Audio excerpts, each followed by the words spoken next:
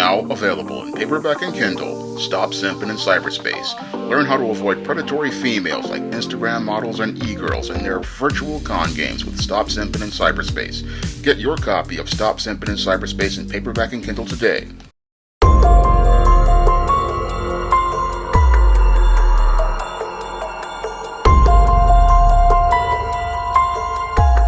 Last night, I planned to premiere a video discussing the unspeakable and horrific acts that took place on a Philadelphia SEPTA train.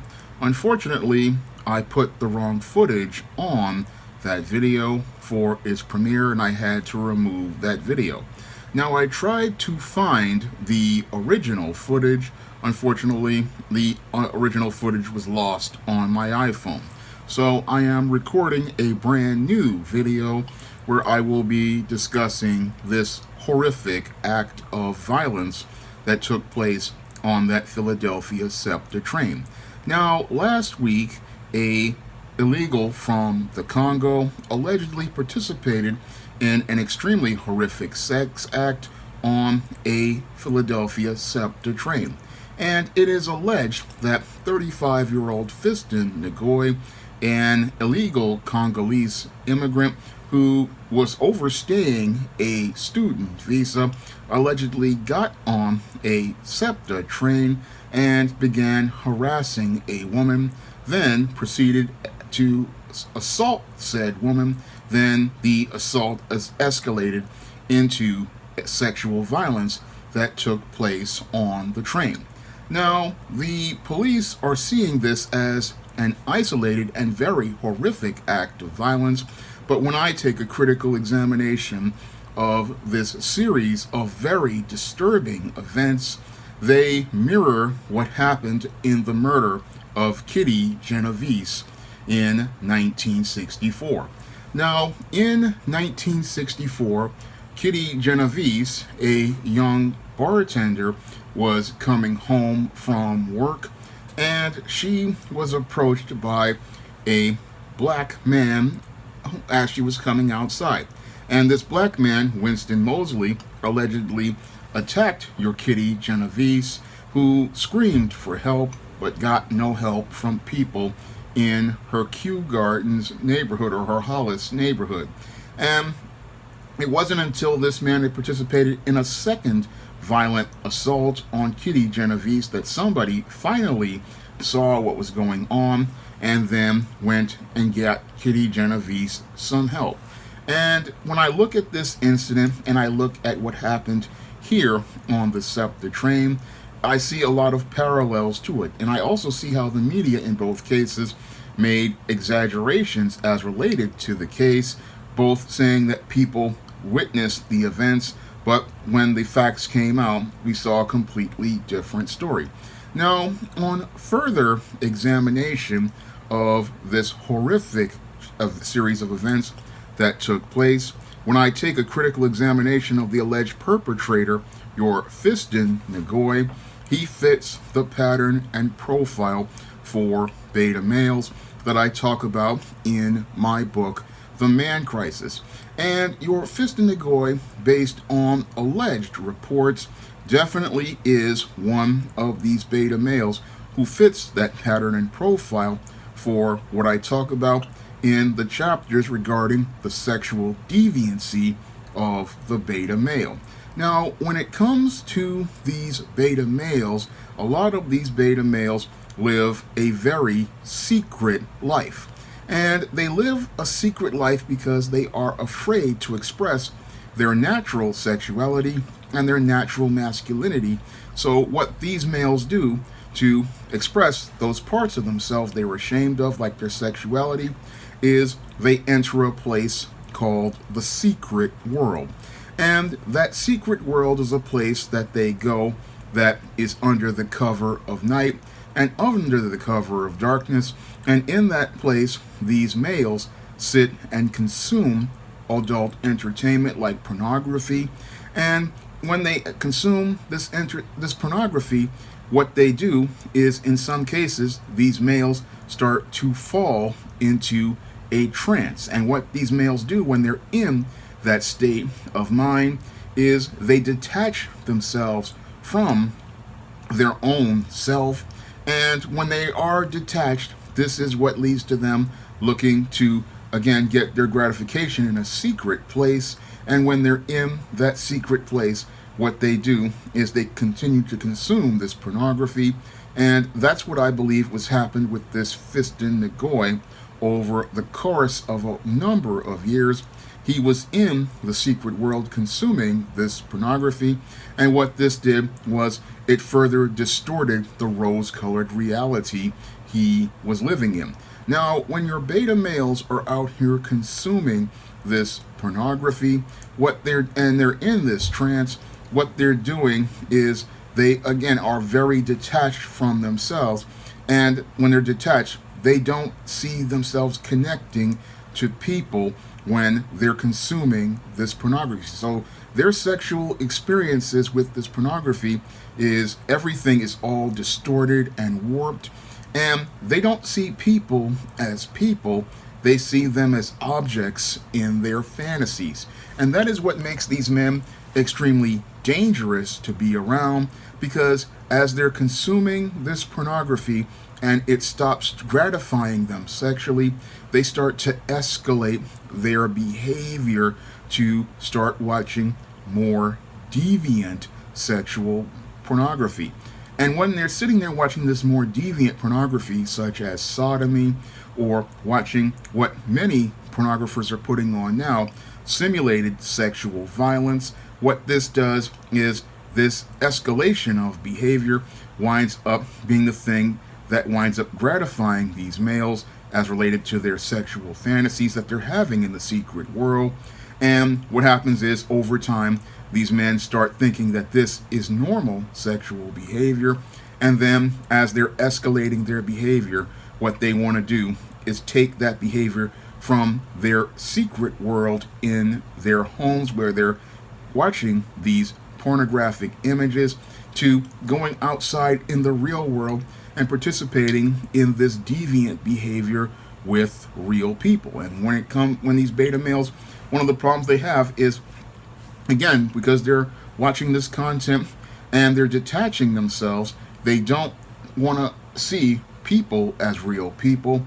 And that's probably what happened with this male over time, because he had been arrested multiple times for participating in alleged sexual abuse and drugs, which is another way that these beta males love to detach themselves.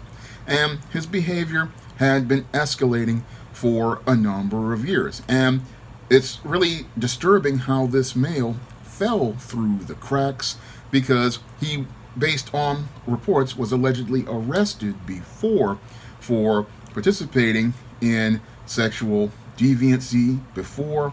So what happened here is really, again, troubling, that how he fell through the cracks, because this man should have been deported in 2015. And had he been deported, it would have prevented this woman from becoming a victim of this man's sexual violence, because this man, clearly, he had gone off the deep end like many sexually deviant beta males do, and he was not able to tell the difference between his deviant sexual fantasies and the reality that was going on with real people. Now, when it comes down to these beta male sexual deviants, as their behavior escalates, what happens is these males cannot tell the difference between fantasy and reality. And what they start to do is, as they're going out into the real world, they start attacking real people. And because their whole perception of the world is extremely warped, they start believing that they have these delusions where they feel like they can just do this because it's what they believe is right. And in this case, your Fiston Nagoy, in this alleged assault, said that he knew the woman and that the act was consensual. And that clearly shows me how this male clearly had his reality completely. He was at the point where he was so into his sexual deviancy that his reality had become completely warped, because this woman did not know him, didn't know anything about him, And I doubt this woman would consent to having a man go rush up to her in the middle of a train late at night and then go out here and escalate his advances into an assault and then escalate that assault into sexual violence on a train that was packed with people. I doubt that a woman would consent to that type of behavior and consent to have herself exploited and humiliated and violated in such a fashion.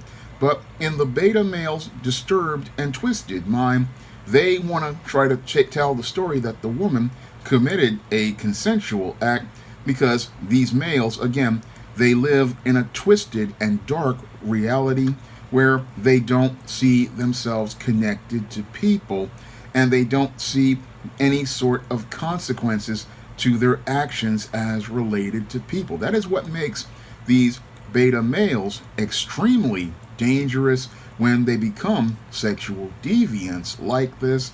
These males, they have a complete detachment from people, and because they are participating in these sex acts in a disconnected fashion. That's what makes it where they are not only focused on their gratification, and because their whole idea of sex is completely warped, they only think about getting their gratification through violence, because this was all about participating in an act of violence and humiliating and destroying a woman. And that's what this beta male was trying to do in this case as related to the alleged assault. And he wanted to do this in a way that he would not only get power, but he would also show the public how powerful he was, because he went out here and got on this train and did this in public. And this was again about him showing his power as related to this act of violence. Now, Pete, what was really disturbing about this incident is this woman pushed him away multiple times for 30 minutes as alleged, and nobody really did anything until he is seen ripping off her pants. And again, this was an act of violence and people should have gotten involved. Now, some reports are saying that people did get involved faster and they did call the police, but this whole incident, again, it really shows how people really need to get actively involved, because this type of violence that these beta males participate in, the faster people get involved, the faster they can shut it down. Now, when I look at this incident again, this was definitely one of these beta males who was an extremely dangerous individual, and he was a dangerous individual who sadly had been allowed to stay in America far past his time. Now, he entered this country on a student visa in 2012, and his student visa was terminated in 2015, but he was allowed to stay in the country to continue participating in sex crimes. He had one charge of sexual abuse, and he should have been deported after that, but because people didn't deport him, he continued to go on to now become a possible sex offender, and if he is convicted, I'm guaranteeing, is going to be going to jail for the rest of his life. And instead of him going out here and participating in sexual deviancy, he will become a piece of state property that will be traded for your Little Debbie snack cakes, ramen noodles, and your cups of coffee and Fritos chips. And he will be getting curb stomped and spit roasted by Bubba and Tiny, because they don't really tolerate this type of sexual deviant inside of the prison system.